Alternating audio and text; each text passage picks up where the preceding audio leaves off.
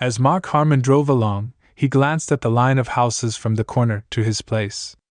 Of the 11 houses he'd built, 8 were the work of Jake, Tony, a local contractor. There was always a friendly rivalry between Tony Builders and Clark Construction Incorporated, where Mark worked. Once, when Jake's team ran short on, we helped him finish a project, and you know what? The house on the southeast corner will be the only one still standing after a proper Montana blizzard. That's what Leo Clark, my boss, said. Yeah, right, Clark? Jake laughed. Neither company was at the annual 4th of July bash at Riverside Park, but we were competing. To be continued. We'd been playing barbecue, softball, and horseshoes before settling in to watch the fireworks together. I was puzzled to see Jake's SUV in front of my house.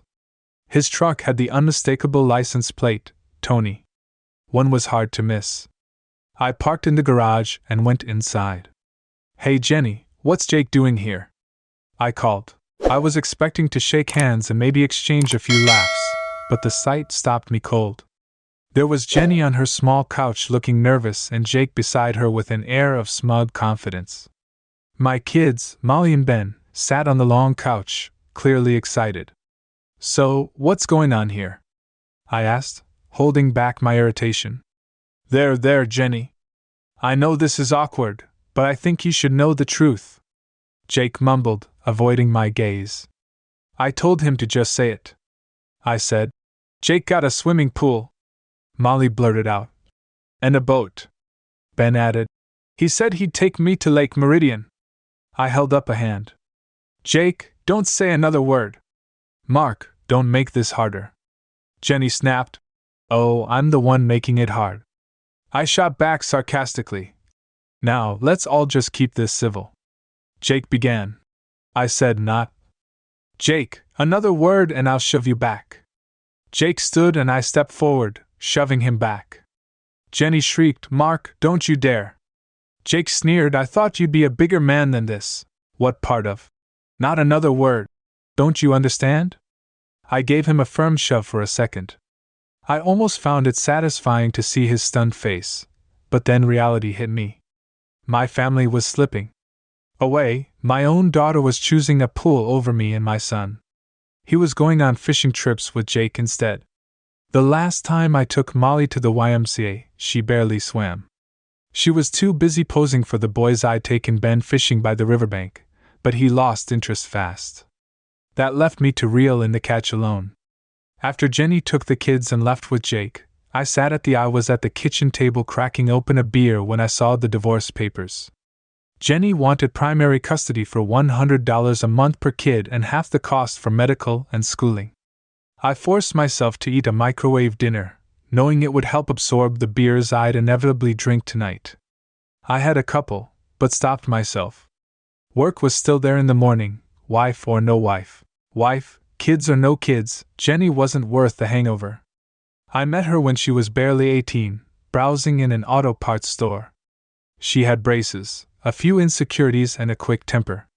She was struggling with a battery purchase when I stepped in. Your car's not on there, she grumbled, pointing at her old beater in the car park. I helped her find the right one and even installed it. Her dad, Bill Thompson, came out to chat. He discovered I was 24, worked in construction and liked Miller beer. He joked, well, if you're going to date my daughter, you better save up. She's got expensive taste. He wasn't wrong. Jenny's wardrobe alone told that story. There was a closet full of shoes, boots and flip-flops. She had flip-flops of every kind. Bill teased her about it, but I didn't mind.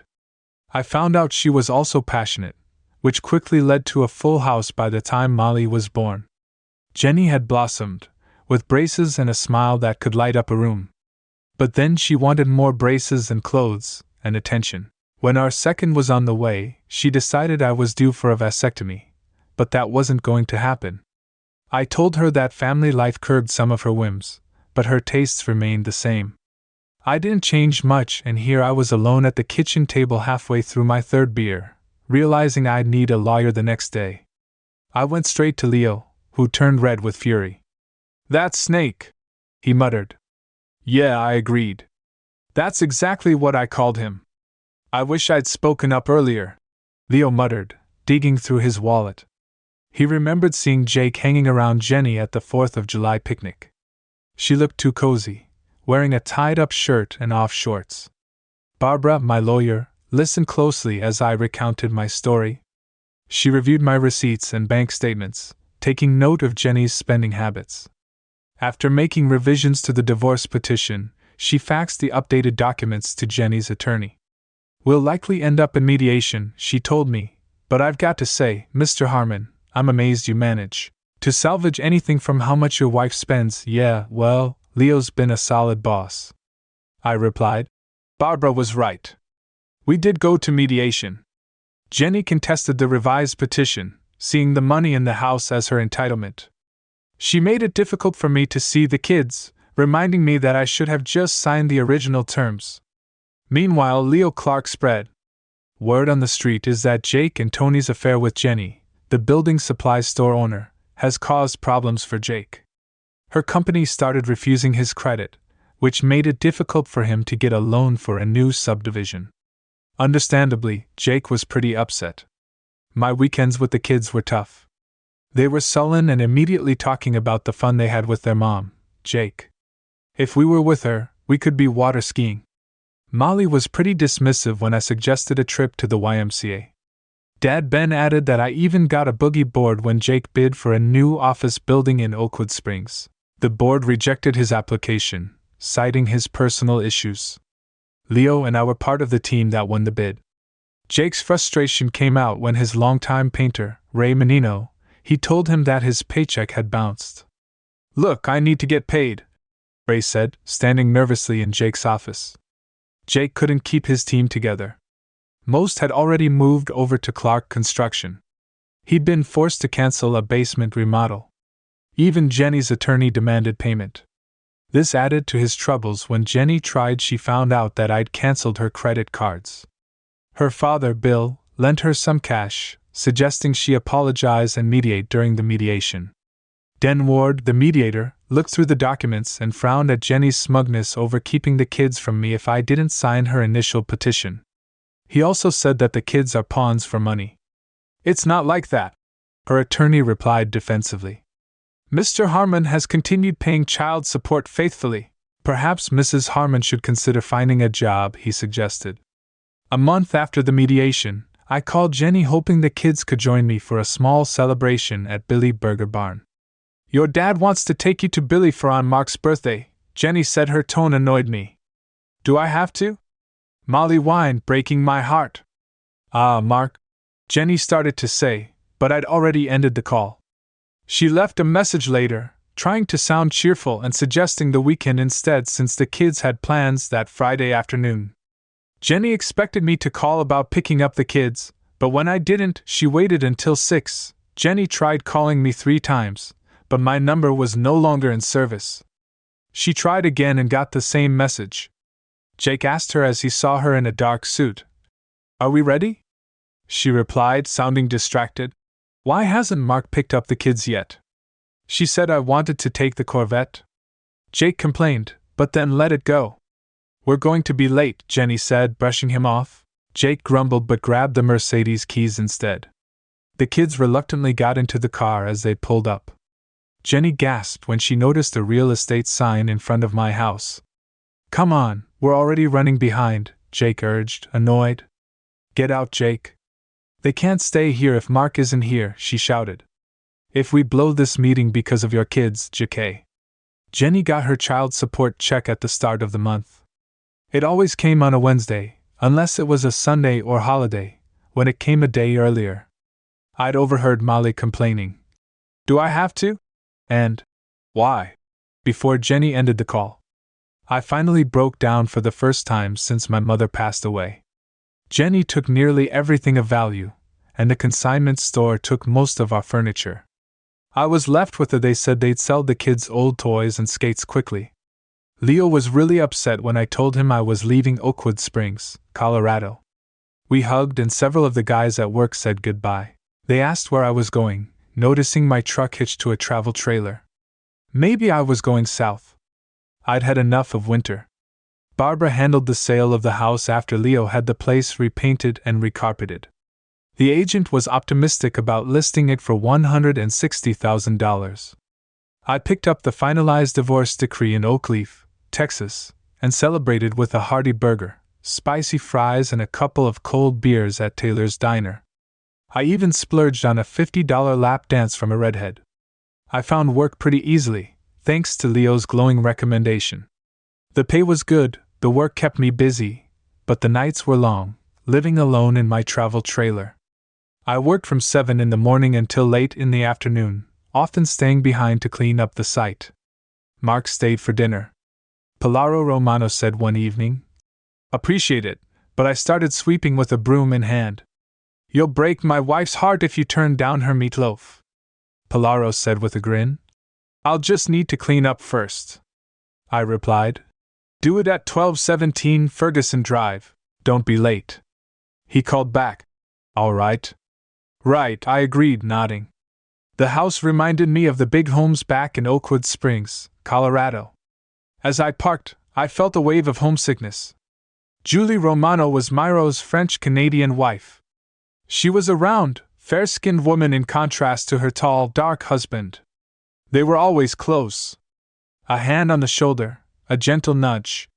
There was Pilaro at the head of the table with Julie on his right. Their 20-year-old daughter Lucia was on his left, along with their 15-year-old son Bob and their 17-year-old daughter Bob. On his left was Lucia, his 15-year-old daughter, and on his right was Bob, his 17-year-old son. Kate, my daughter, was there too. It was a lively meal, except for the quiet moment during Palm Myro's prayer. I learned that Bob played football at St. Peter's High and Kate, who's a senior at Ain Academy, was planning to study biosynthetic engineering at Louisiana State. Must get it from her mama, Pilaro said proudly, not from this old guy. Lucia, you're quiet. Julie noted. I'm starting my last year in the Lucia mumbled, her eyes downcast. Since kindergarten, she'd wanted to be a teacher. Pilaro bragged. I thought of my own daughter Molly, whose ambitions changed from Olympic skier to doctor, meteorologist, depending on her mood. Good teachers are important. I agreed.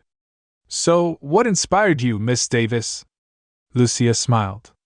She was smart, and talked about the world beyond Texas. Palmero joked. There's no world beyond Texas. We all laughed. Miss Davis, as Lucia explained, had always encouraged her to work hard. Lucia had been valedictorian and was always on the dean's list, which made Julie proud. Do you have kids? Lucia asked.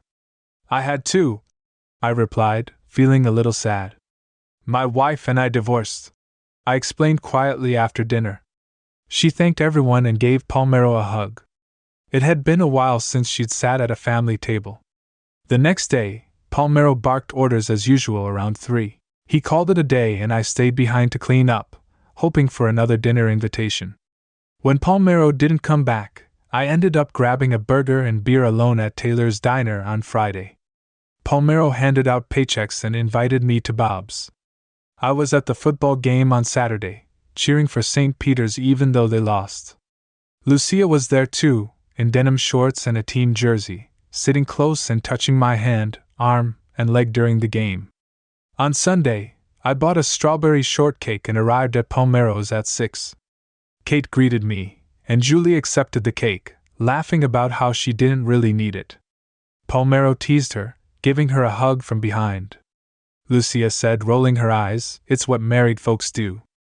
I smiled, making her blush, before she left the kitchen. Palmero called her back to help set the table. I can help too, I offered. You're a guest. Palmero protested. No, I'm family now, I insisted. Lucia joined me, grabbing knives and forks while I folded paper towels into squares. She laid that the silverware was on the napkins, so I left her to get the glasses and ice. Hey, Mr. Mark, Bob called. We played rough last night, huh? I thought you did all right. It was just bad luck. The other team showed up to win.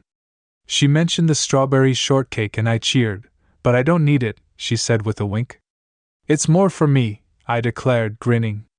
Kids have a lot to learn about women. I joked. I skipped the local service because I wasn't going to church. I tried to sleep in but ended up getting up, throwing on shorts and a t-shirt. I took a walk to Echo Lake, noticing other folks around the trailer park who also seemed to be avoiding church or the television. A tan blonde nearby caught my eye. She was glancing around for attention but getting none. I knew the feeling. I muttered to myself, watching her. Carlos and I finished the trim work while painters primed, and electrician wired. I picked up a broom just as Poirot called over. He said, "Hey Harmon, Lucia wants to know if you're coming to dinner tonight." I was a bit puzzled by his tone, but answered, "Yeah, I guess so." "So she's only 20, Mark, half your age." Palmero gave me a hard look before turning back to yell at the sheetrock crew. I figured I'd leave the final touches to Carlos and his cousin for the day. Meanwhile, Barbara continued handling the divorce with Jenny. She reviewed receipts and expenses before addressing her directly. "So you're requesting half of?" She started. "Can you chip in a little more?" Jenny complained. "The divorce terms are clear," Barbara replied. $1,400 a month per child, half of. Jenny said that she wanted to know about medical and educational expenses. Her car had broken down. Barbara said that she had started it, but that it wasn't her client's failure to plan that was her concern. Jenny said that her client should have been there. He had missed Molly's birthday. Barbara said that she had sent a card and a gift card to Billy's Burger Barn. Her assistant handed her a check, which she signed and gave to Jenny. She said, "Thank you, Mrs. Tony. I apologize, Mrs. Harmon." Jenny said that her client had covered his half of the braces for Molly. "And other expenses." Barbara said, "How can I reach him?" Jenny pleaded. "No," Barbara replied firmly. "I hope you have kids and deal with someone like you someday." Jenny snapped. "I raised 3 on my own after my husband left." Barbara responded coldly. "I work hard." "I don't. I could really do with someone to open doors for me now. Please leave this evening." My phone rang. "Julie is wondering if you're coming to dinner." Pilaro said it's chicken K'tor, her version of it. "I don't think so. I started to say that if you don't come, I'm in trouble." Pilaro chuckled. "All right, 6 o'clock," I agreed. I parked carefully at Palo, making sure I didn't block the driveway with my travel trailer. Lucia opened the door, her smile fading when she saw it was going camping. She asked, still smiling. "No, moving on," I admitted, her eyes filling with tears, and she ran back inside. "What's going on?" Julie asked, confused. "Come on in," Mark said, warmly, still smiling. Bob had set the table, and Kate was getting the glasses. "Lucia, dinner's ready," Julie called. "Lou Romano," she suddenly bellowed, standing up. "Oh boy," she said, using Bob's full name. He muttered to me, "You're in for it. Don't tell her mine." I laughed. Kate offered to go and get her, but Julie shook her head. Bob said grace. "I'll go get her myself," she ordered. Dinner started, and soon 2 very blonde women joined us at the table. "Why are you leaving?" Julie asked as I was getting ready to go. "My job here is done," I replied, glancing over to see Pilaro looking at me. "We just got this," I added. Pilaro was unhappy about my leaving. I told him we'd be starting work on the Great Oak National Bank job soon. He argued with me, almost pleading. Lucia whispered to him, her eyes welling up as she mouthed please. 5 years later, Jenny Harmon drove down Lakeside Drive, admiring the beautiful homes in the area. She pulled up in 1809 and spotted the shiny travel trailer parked on a concrete pad that Mark had put down, despite her objections. Back then, the yard was neat and full of flowers and a wooden wheelbarrow. She went to the front door and rang the bell. A woman's voice called out, "Hello? I'm Jenny. Is Mark Harmon here?" Jenny asked, trying to sound calm. The woman's voice was neither friendly nor welcoming. Jenny felt herself getting flustered. She had dressed to impress, but the heat was making her sweaty and uncomfortable. "I'm Jenny Harmon. I'm his ex," she said. "Wife," she said, forcing a smile. "Oh, does he know you're here?" the woman asked flatly. "No," Jenny admitted, just as she reached to ring the bell again. The door opened, and there stood Mark, looking better than she'd ever remembered. His blonde hair was now streaked with silver, his face bronzed, and his body solid and muscular. "Hello, Mark," Jenny said with a faint smirk. "Long time, no see. Can we talk somewhere?" she asked. "Right here is fine," he replied. Just then, a beautiful young blonde appeared behind him, gently saying. Mark turned to see the woman with long blonde hair, green eyes, and a soft expression. She was wearing a swimsuit wrap, suggesting they'd just been swimming. The woman said, "Mark, take her to the sunroom." Mark replied, "Fine, come on, Jenny." "Molly's getting married next month on the 9th, Jenny said, her cheeks flushed. "How far along is she?" he asked, his tone blunt. 4.5 months, she replied, her voice softening. "Do I have to?" He mimicked bitterly, recalling the birthday when he wanted to celebrate with his kids, but all he heard was the same line. "No, I won't tell her to get Jake, Tony. Jake's no longer in our lives." Jenny said it with a hint of frustration in her voice. Mark just hummed and watched as a little girl jumped into the pool, laughing as she splashed around. The girl ran up to the doors and shouted, "Daddy, did you see me?" "Yeah, I did," he replied, pulling her into a hug. "I'm Zoe, I'm 4. "Hello, Zoe," Jenny replied, her tone softening. "Sorry about that." She came in from the pool, proud of her jumps. "It's fine, it's amazing," Jenny said. "You're amazing, Zoe," Mark replied, giving her another hug. "Show Mummy that big jump again," she said, insisting. "Okay, you have to watch Zoe," Mark said, smiling. "I'll always watch you," she replied. "Why can't Ben walk his sister down the aisle?"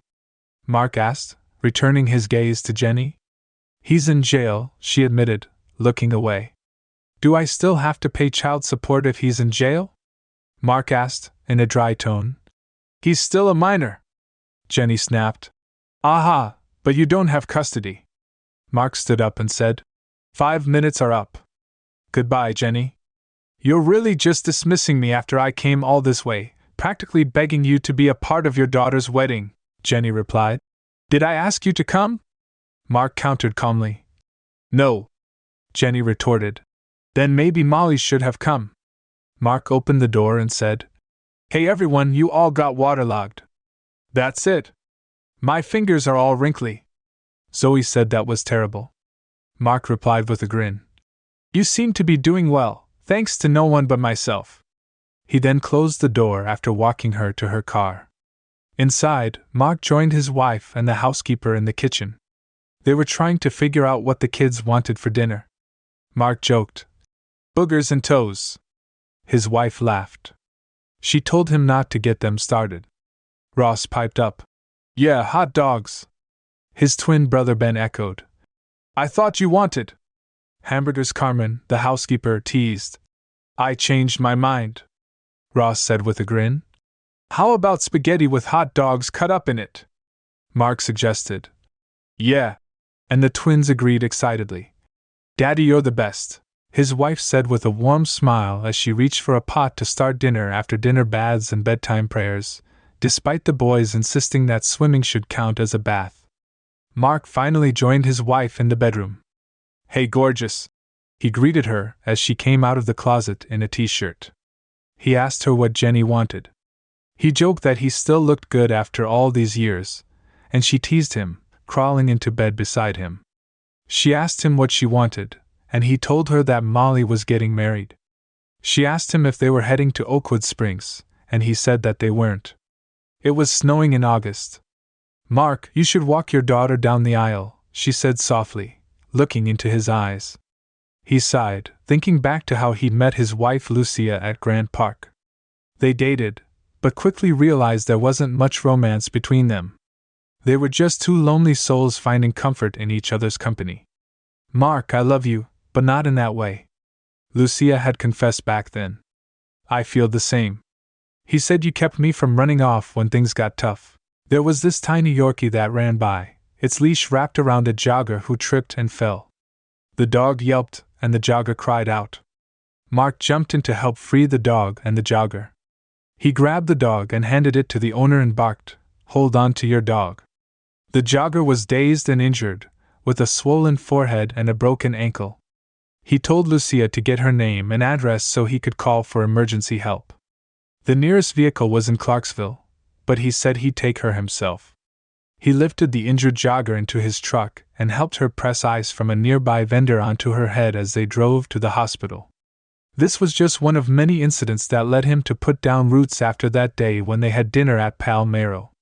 He realized he wanted a home of his own, so he bought a modest foreclosure in the area while waiting for the new project, Great Oak First National Bank, to begin with Silverstone construction. The house he bought was in rough shape, with spoiled food smeared across the floor, filth everywhere, broken windows, and even concrete poured down the walls. I did most of the renovation myself, using my connections at work to get materials at good prices. While I was working on that house, the property next door also went into foreclosure, and I ended up buying it too. Later, I picked up 2 more foreclosures on Logan Drive in a gated community where the previous owners had overextended themselves financially. I eventually sold 3 of those. I sold the properties at a reasonable profit and moved into the 4th at 1812 Logan Drive. During the day, I worked for Silverstone Construction, and in the evenings and on weekends, I focused on renovations. My latest project was on Cedar Lane. I got the house for 1/5 of its value after the owner, who lost everything, had taken his own life.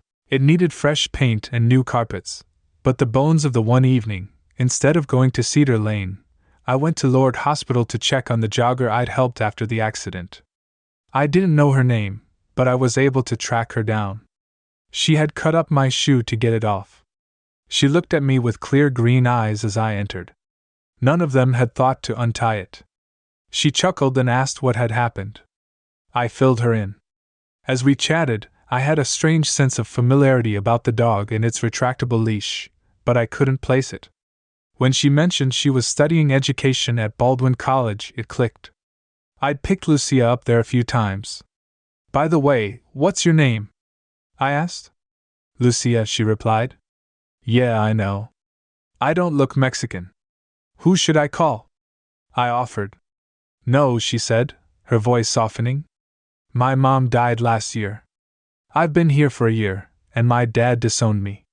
I checked my watch and saw I had a couple of hours of daylight left for work, so I promised to visit again soon and stood to leave.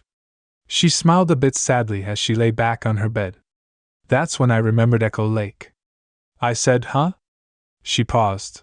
"I've seen you before. You were sunbathing in a green bikini at Echo Lake." I explained, and she blushed. "What do you have to feel sad about?" she asked. I asked her. "Well, I was happily married once with 2 kids," I said. "I named my son Ross after my old man or Bennett after my granddad who could carve anything from wood." She listened, sharing in the moment. Then she asked, "What did you name him?" I held her hand. "Jenny insisted on Ben," I replied. "I like that name," she said with a smile. "I was named after my dad's brother who died in Vietnam." We talked.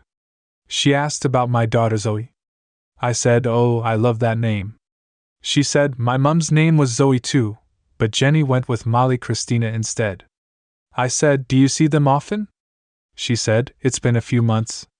They're in Oakwood Springs with a pool and all the extras. They don't have much use for their dad anymore." I said, "I stayed until an orderly brought her dinner." She said, "That's surprising." I gave her a quick kiss goodbye before I left the next morning. While I was working in the bank's main lobby, my phone rang. It was Merle, and she was calling from Rebecca's office. "Yeah?" I replied, wiping the sweat from my face. "They're discharging you today," she said. "I'll be there soon. I'll be there shortly," I promised. "I've got to head to the hospital." An orderly wheeled her to the curb, and I lifted her into the truck. I helped her into my truck and asked her where home was. She gave me directions to Sierra Vista Apartments, but then remembered her car was still parked at Grant Park. We drove there, and she pointed to a 2005 Hyundai Sonata. I laughed and teased her about the car, but she said it was cute. When we arrived, I saw her cast and realized she couldn't drive herself. I said, "All right, I'll drop you off and then bring your car to your apartment." I'll drop you off and then bring your car to your apartment. I decided that's too much. Rebecca argued you can't drive with that cast. I insisted when we reached her apartment building. I saw she lived on the 3rd floor. They didn't give you crutches? I asked. No, she hesitated. How are you planning on managing those stairs? I asked. She just shrugged before bursting into tears. Get your key, I ordered gently. Lifting her up and carrying her to her apartment, I then went to the grocery store and grabbed a few boxes. What are those for? Rebecca asked when I returned, hobbling over to the door. Pack up what you need for the next couple of weeks, I told her. You're staying with me until you're more mobile. She started to argue, but then realized she had little choice. You live on the ground floor. Yeah, my place is a 3-. I'll set you up on the ground floor.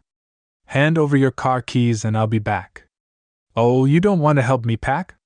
Once more, as we pulled up to my place, Rebecca craned her neck, looking up at the 3rd-story windows. These houses are stunning, she said. I come around here at Christmas to see the lights. Christmas lights? I asked. Yeah, they go all out. It's like National Lampoon's Christmas Vacation, she said, smiling Clark Griswold style. Who? I asked. When we reached the door, she stretched her arms out for me to carry her inside. She joked, Oh, are you carrying me over the threshold? You'll need a nice dress, I replied with a smile. What's wrong with fiberglass? She quipped, waggling her cast. Yeah, they're really setting the trends, I said. The trends, I laughed, setting her down on the couch. She asked, Is this where I'm staying? I replied, Nope, I'll carry you to the bedroom once I get your things settled. I quickly moved her boxes inside. Once I placed her on the bed, she surprised me by not letting go. Thank you, Mark, she said softly, kissing me. You're welcome, I replied. Need the bathroom? She asked. Yep, right across the hall, I replied. Yep, and just yell if you need anything, I said, setting her on her feet. I got some extra pillows and brought an old TV into her room. I even made her some soup using an old cookie sheet as a tray and rented crutches for her. She complained a bit at first about being woken up early for breakfast, but by the 3rd morning she was already awake with her arms out waiting for me to carry her to the kitchen. On the 4th morning, as I scooped her up, I noticed she'd gotten up, brushed her teeth, and returned to bed just to be ready for me. I like it when you carry me, she said honestly. I like carrying you too, I admitted. I wasn't too happy about my time off for Rebecca's doctor visits and therapy sessions. I'd been referred to Alice Jacobs, a lawyer, by a colleague, and she was helping Rebecca sue the dog owner, Mary Booker. The legal work meant I had to take a few more afternoons off. Mark, we've all got stuff to take care of. Can't this wait until after? Polaro, I know you're frustrated, but this situation can't wait until after work. What's more important, this or your job? I tried to explain, but he got really angry. The next morning, he yelled at me in front of everyone. I just smiled, nodded, and walked off the job site, leaving the arguments behind. You're home early, Rebecca said, looking up from her textbook when I walked in. I grumbled, dropping my F. Do I have an appointment? She asked suddenly. I replied, No, I got fired. She patted the cushion beside her, so I sat down and told her everything about the tension from my frequent absences and of course about Pal Myro's reaction to me dating his daughter. Why didn't you tell me? I would have had a friend take me to appointments, she said, sounding genuinely worried. I wanted to take you, I admitted. But why? Mark Heron, she whispered, leaning in for a kiss, despite having no steady job. I started buying and flipping foreclosed homes, handling most of the renovations myself, being my own boss. This lets me manage my time, take Rebecca to her appointments, and even go on a few special outings. One afternoon, we visited the Hog's Head, her favorite barbecue spot, where we had an unexpected encounter. Hey Rebecca, a muscular young guy called Sneed walked over. Oh hi George, Rebecca replied. George, this is Mark Harmon, my fiancé. Mark, This is George, my ex-fiancé. George, meet Mark, my fiancé. Mark, this is George, my ex-fiancé. George, yes, my fiancé. George grumbled something and walked away, muttering to a girl named Allison. Then she held out her finger, dipped in sauce, and asked, "Want to get married the day after Christmas?" I kissed the sauce off her finger and replied, "I'll give you a month to find the perfect ring." She looked triumphant, and her smile widened even more as I imitated her sauce-mixing technique. "Good. That'll also give me time to get rid of this cast," I added. "By the way, do you know how to do two-step?" "I'll learn," she replied confidently. The ceremony was officiated by a denominational pastor and was loud, joyful, and true to Norman's energetic spirit. I'd learned both the Texas two-step and the swing. We all danced our hearts out in the fellowship hall, where a hog's head was catered. It was a feast for everyone. Lucia Romano came to congratulate us, but later slipped away to a bathroom stall to cry. Norman's son Fred noticed and offered her a handkerchief. He said that seeing others happy can be tough. Gently dabbing at her eyes, Lucia smiled. "I know what you mean. When my cousin Amelia got married, I wanted to punch the guy." Fred laughed. "Yeah, but sanity won. The guy's a nose tackle for the Baldwin Cougars." Lucia laughed. "Oh yeah? Ouch," Lucia replied, finally cheering up. "Why haven't you danced?" But Fred said, "Come on, let's dance," and pulled her onto the dance floor. Nearly 10 months after our wedding, Rebecca and I were back at Green Hill Hospital, waiting for our son Bennett to be born. 17 months later, Lucia and Fred welcomed their first child, while Rebecca and I celebrated the arrival of our daughter. Zoe. In the present, we found ourselves stepping off a plane back in Venus, Colorado, to make amends with my children. "I can't believe we're back here," I grumbled as I glanced around the small airport. "New Texas finally got tired of your ugly face."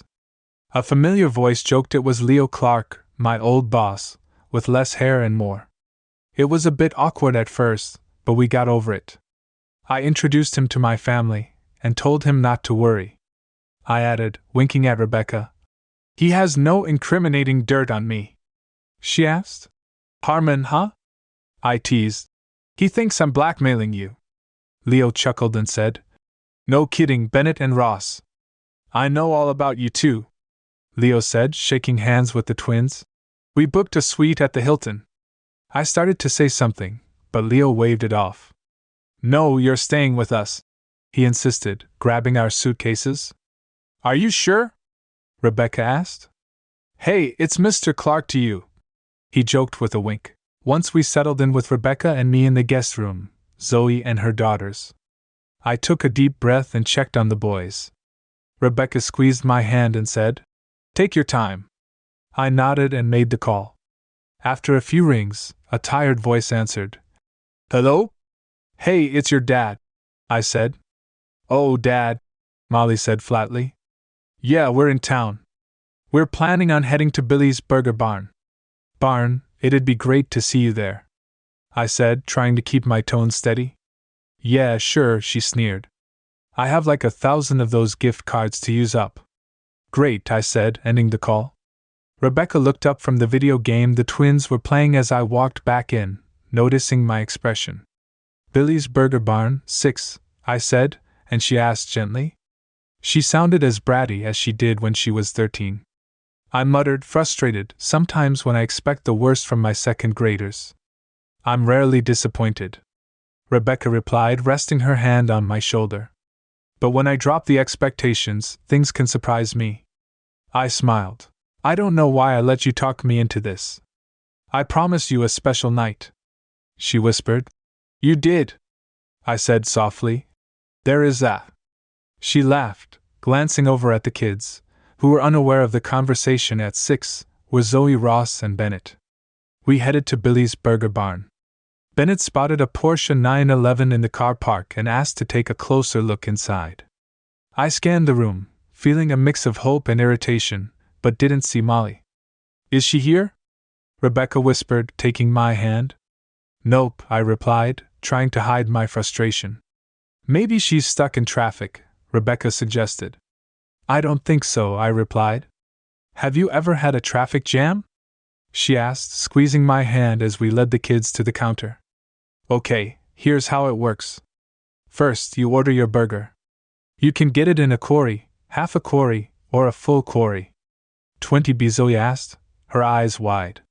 Daddy's joking. 1 quarry is the biggest. Rebecca giggled. Then you pick toppings. You can get bacon, cheese, or both. I continued. Ross pondered. Can I do half bacon, half cheese? Now you're getting it. Then you go to the topping bar. You'll find over 40 choices, from blue cheese to jalapenos. I explained that there were no boogers in the burger. Bennett asked, giggling. Bennett said in a modern voice. No boogers, that's all on you. The girl behind the counter smiled. Sounds like you've been here before. Used to be my favorite spot. I admitted that Molly arrived about 20 minutes late. I nodded at her, then helped her order and fix her burger. When she finally sat down, she barely glanced at anyone. She muttered, "Hi," and slapped her tray onto the table. I noticed her small baby bump, about 5 months along. I asked, "Are you 2 months along?" Rebecca replied, "I'm hoping to connect." That's nice, Molly said without looking up. Your mom said you're getting married this Saturday, I said, keeping my tone level. Yeah, I heard you were coming, Molly said with a sneer. I wanted you to meet your brothers and sister, I said, trying to keep my patience. Fine, she said dismissively, taking a gulp of. I'm Rebecca Harmon, I offered, smiling. I'm sure you are, Molly replied, with a smirk. That's her name, I said through clenched teeth. I'm Rebecca Harmon, and this is Zoe, she announced proudly. These are your brothers, Bennett and Ross, she added. I said, Guys, this is your big sister Molly. Hi, Bennett said quietly. I'm 4. Zoe repeated, grinning. So you thought I'd be all, oh, hi, great to see you, don't worry about ditching me. Molly snapped. No, I hoped you'd say hey, she added. Sorry, I was a bit selfish and acted like spending time with my dad was a burden, but I've grown up. I guess we're both disappointed, I replied, bitterness slipping into my voice. Daddy said crap, Zoe whispered to Rebecca. I heard him, Rebecca said, pinching Zoe's nose playfully. I heard you say it too, she added with a wink. No, I was just telling Daddy, Zoe denied. Don't bother Daddy, Molly spat, shoving her tray so hard that she spilled her drink. Don't come to my wedding, I said. No problem, I'll drop it off at your mom's. We'll get your gift to your mom. Molly was stoned out of her mind. Molly sneered. Shove it. She opened the door and said, Zoe started, and if you say it you'll get a spanking. Rebecca warned. So what did you think of Billy's Burger Barn? We walked outside. Next time, more pickles, Bennett said. Ross added. And barbecue sauce. I couldn't help but smile at their enthusiasm after a round of ice cream. I dropped Rebecca and the kids off before heading to the address Barbara Simmons, my attorney, had given me. I double-checked the address as I pulled up to the worn-down apartment complex. Hey, you can't park there. That's my boy's spot. You know what I'm saying? A teenager, maybe 15 or 16, called out. The sign says visitors. I replied, grabbing a wrapped. The gift from the passenger seat is your boy's name, visitors. The kid smirked. How about you let me hold $5? I replied, keeping an eye on the minivan as I knocked on Jenny's door. Who's there? Her voice barked from inside. It's Mark, I called, still watching the van. I'm here to drop off Molly's wedding present. Jenny opened the door, smirking. Held out the gift. I didn't respond. I'd asked where Barbie was. Who, I asked, narrowing my eyes. Your little Texas wife, she sneered. Go screw yourself, I shot back. Traded up, and I'm more than fine with it, I said, ignoring her aunt. I turned and walked down the stairs, opening the van door. The kid from earlier sidled up, muttering how about $1. Pull your pants up, I snapped. Do you even realize how ridiculous you look? The kid flipped me off as I got into the van. I revved the engine. I couldn't help but laugh to myself as the kid fell back, startled. Later, I texted Rebecca to let her know I was on my way to Frosty's. "Daddy got you a double-dipped, double chocolate," she said. When I walked into Frosty's with a grin and said, "I got you a big ol' sloppy kiss." I teased her with a noisy kiss. "Ma, quit it," and she giggled as the kids laughed. My meeting with Ben went a little better than with Molly, but not by much. He sat sullenly across from me, barely lifting his. He finally muttered, "Thanks for the cheap Billy Burger Barn gift card." "You're welcome," I replied, keeping my tone neutral. $10 doesn't buy much at Billy's," he grumbled. "A 10-pound burger, fries, and a drink costs at least 14 pounds. "I know," I said with a small smile. "So why'd you send a 10 pounds card? Why did you even come here?" Ben demanded, his anger bubbling. "I was really hoping to see if any of the kids I knew were still there." I told him I'd seen his sister, but she was nothing like the girl who played a tree in her first grade play. She was smiling and waving at me from the stage. I was hoping to see some of those folks I used to go fishing with. I even remembered that rainbow trout we caught. It was 6 pounds 2 ounces. Ben's expression softened a little as he reminisced. He was caught up in the memory, just like I was. And the first thing out of Mum's mouth. I said, "I'm not cleaning that thing," but she ate every bit of those fillets. "How'd you get all those fillets?" Ben asked, with a hint of curiosity in his voice. "I bought 3 more trout," I replied, with a laugh, as I walked out into the hallway.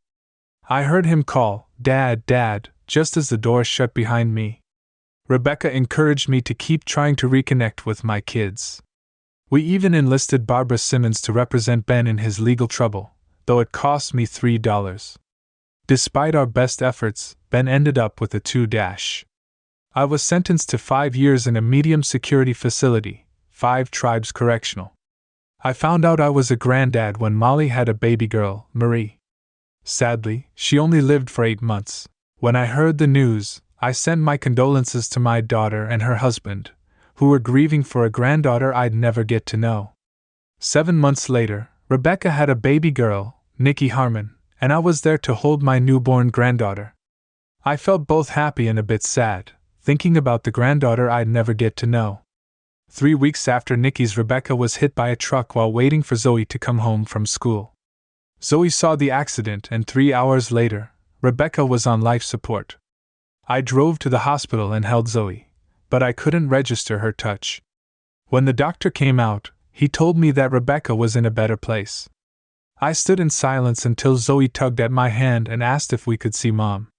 I managed to find the words for the hardest conversation of my life. I told her that we might not see Mummy again. I said it slowly. I think God asked her to stay with him in heaven. She's in a deep sleep and she might not wake up for a long time. Zoe seemed to absorb this. She nodded as she replied, "Okay, let her sleep. The baby needs to eat, and it's been a long time without Mummy." I couldn't tell if she was pretending or if she'd somehow grown up overnight. She's stepping in to hold our family together. 3 days later, Rebecca lay in her casket, dressed in her wedding. I placed my hand on her chest and felt the emptiness where her heartbeat had been. The tears I'd been holding back broke free as I looked at the cross above and prayed, asking for just one more moment, a heartbeat, so I could tell her how much I loved her. Friends and family shared their eulogies, and then, to my surprise, Zoe walked to the stand holding a small piece of paper. I was so heartbroken I slipped into the men's room, unable to cry in front of everyone, but I could still hear Zoe's voice over the sound system. "My name is Zoe. I am 4 years old. My daddy is probably in the toilet because he doesn't like people to see him cry." Her innocence and courage brought tears to every eye. "My mom is the most beautiful and strongest woman. My daddy told me God wanted her to stay. I'll be with him for a while, but I'm not sure when she'll be back. I hope she likes it there. I want her to know I love her and will miss her. My mom's name is Rebecca and she's great with me and my dad. My little sister can't talk yet, but I know she misses Mummy too, so please God, send her back soon." When I heard her say, "Please don't cry, everyone, my Mummy is with God," I ran out and hugged her tightly, finally letting my tears fall. Zoe held me close and whispered, I'm here for you, Daddy. 2 years later, Ben was released from prison, but within months, he slipped back into old habits, high on drugs and driving recklessly. He and a woman he'd hired lost their lives in a car crash. I attended his funeral but didn't speak, and I didn't consult Jenny after everyone. I left and put a white flower on Ben's grave. Jenny appeared behind me and said, "I'm sorry, Mark. If only I'd kept our family together. My desire for more would have taken away my husband, my family, and now my son. I never knew my actions would destroy everything." I said nothing and walked away. The last time I saw Jenny was at her funeral. 10 years later, Molly handed me a letter from her mother. "Mom wanted you to have this," she said quietly. Later, I opened the letter and read the simple words, "I am sorry." She had sought my forgiveness, and in the days before she passed away, I folded the letter and put it away. That night, I was standing on the porch, lost in thought, when Zoe joined me. She saw the letter and said softly, "Didn't I teach you not to read personal letters?" I joked, "I forgot." She replied with a small smile and said, "You want her forgiveness, but she's gone now. Your hate won't affect her." "You sound like your mother," I said. "I can't help it. It's in the genes." She paused and then said, "If you forgive her, you don't have to tell her. Just tell yourself." I slept peacefully that night, amazed at how a 14-year-old could have such an impact on me. A year. I was amazed at how wise the old could be as I stood on the porch gazing at the quiet night sky. Zoe joined me, breaking my thoughts. "I saw the letter," she said softly, giving me a sideways glance. "Didn't I teach you not to read personal letters?" I chuckled and gave her a quick look.